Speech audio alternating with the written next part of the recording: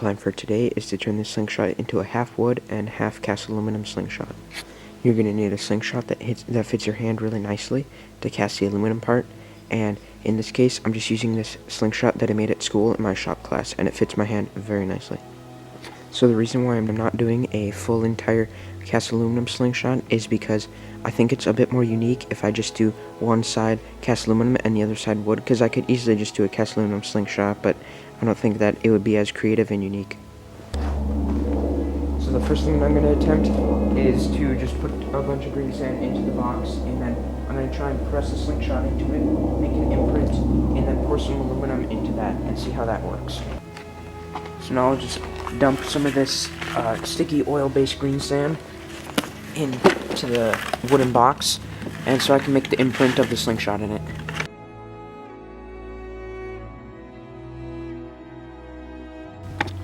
So now that there's a bunch of sand on the top and it's all flat, I can now press the slingshot into it.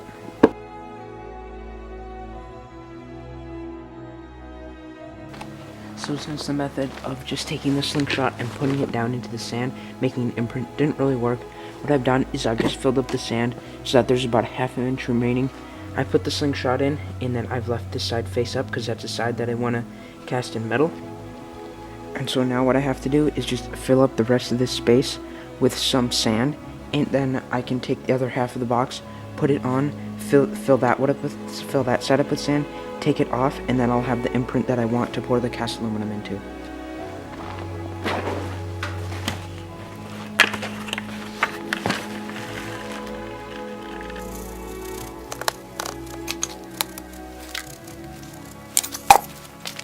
So now that that's done, I'm going to be taking some calamine powder and just sprinkling over the top so that the sand comes off of it a bit easier.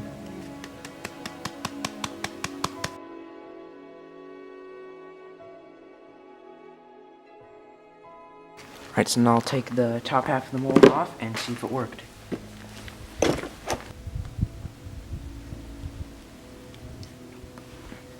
So unfortunately, since the sand was a little bit too sticky, it stuck to the mold a little bit, so it ruined it, but that's alright.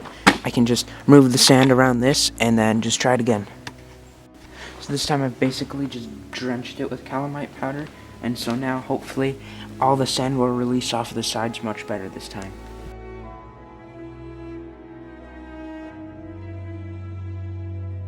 Again.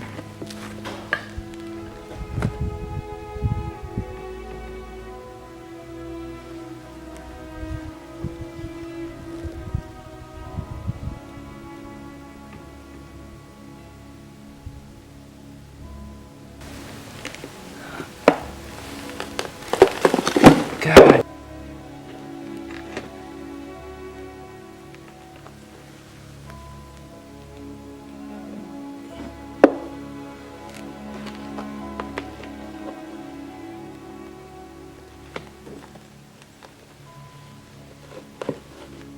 So no matter what I really try, the sand pretty much always sticks to the slingshot, so I'm just gonna have to roll with this one.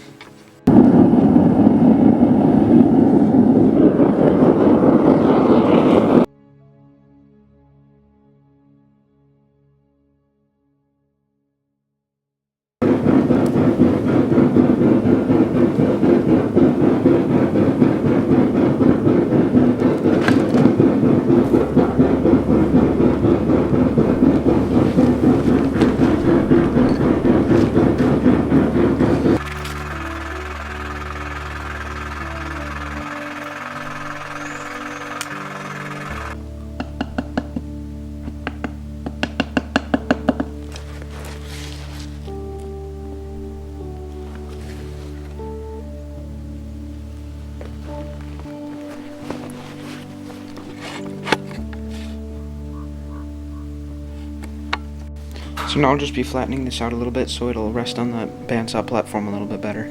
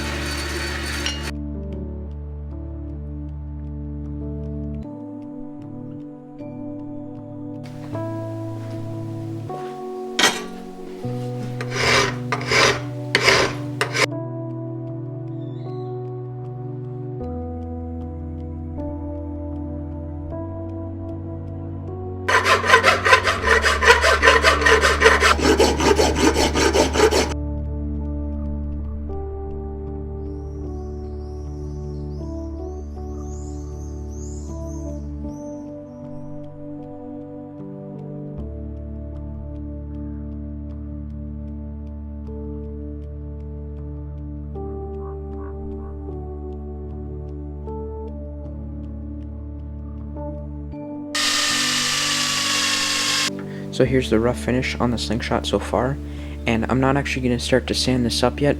I'm going to start to sand it up when the wood is on, since it'll be more efficient to sand the wood and the metal at the same time. So as for now, the next step is to get ready to pour the epoxy. So the reason why I'm pouring an epoxy layer onto this is because, number one, I think it would look pretty cool to have some kind of stack layered laminate Slingshot, and number two, so I can get a flat surface to laminate the wood onto. So the first thing that I need to do is make a barrier so that none of the epoxy flows out. The way I'm going to be doing this is just with some duct tape.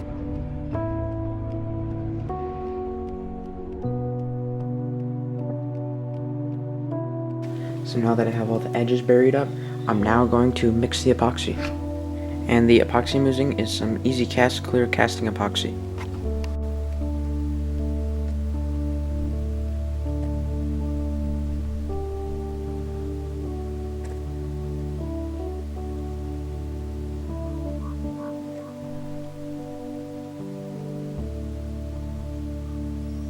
Now I'll be hitting it with a torch to pop all the air bubbles.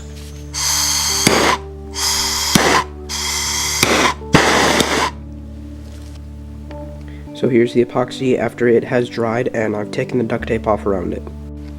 So now I'm just going to flatten out the epoxy here so that when I glue on the wood, it sits nice and flush on it.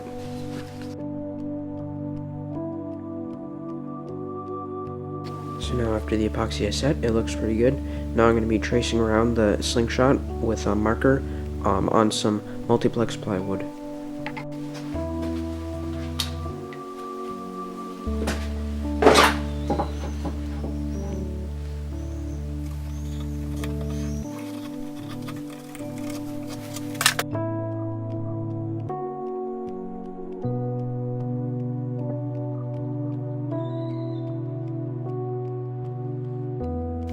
Now that the Multiplex has been roughly filed to shape, I'm going to be epoxying these two together.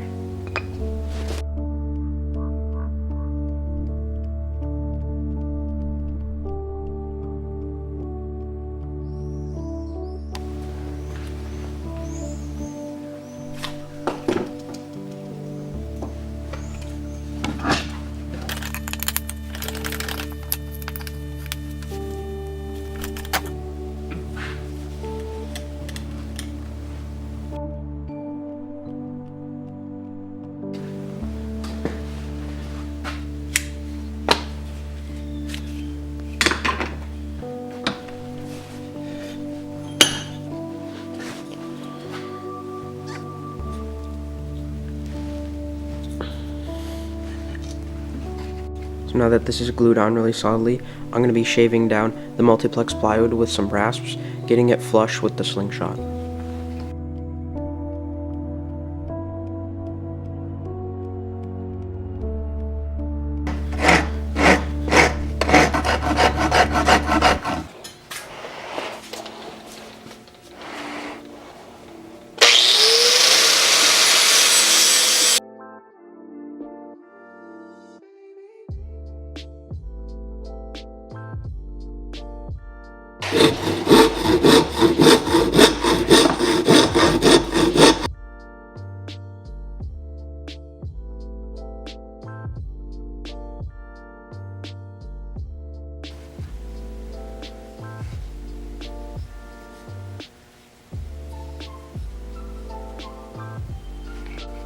So now that I've shaped it down a bit, I'm just going to be taking my Dremel tool and using it to round off all the sharp edges.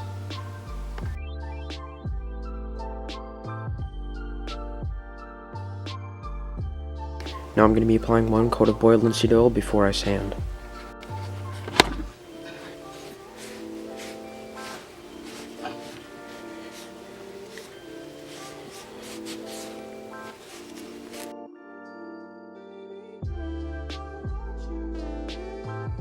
So now I'm going to be sanding up the Slingshot, and the sandpaper I'm going to be using is 180 up to 1000.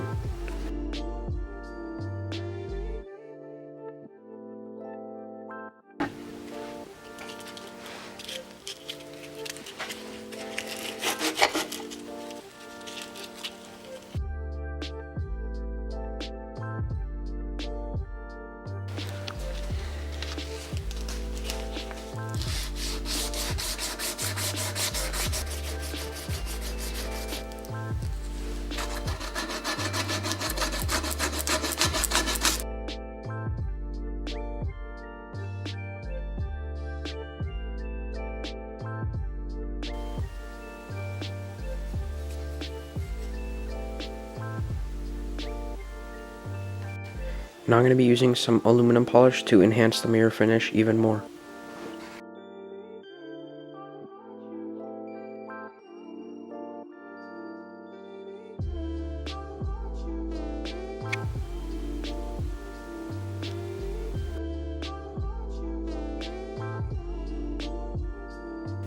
So now that these grooves right here have been filed in, it's now time to put the final epoxy layer on the Slingshot.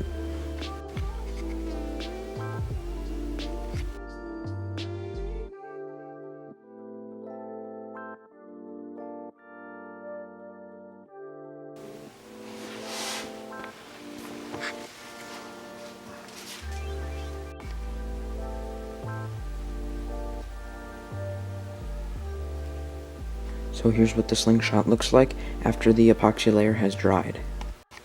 Now the last and final thing to do is to just attach the bands. I've already made a video on how you can band up a Slingshot like this one, and so I'll be leaving a link to that in the description. So for my pouch, I just cut off this strip of leather from this belt.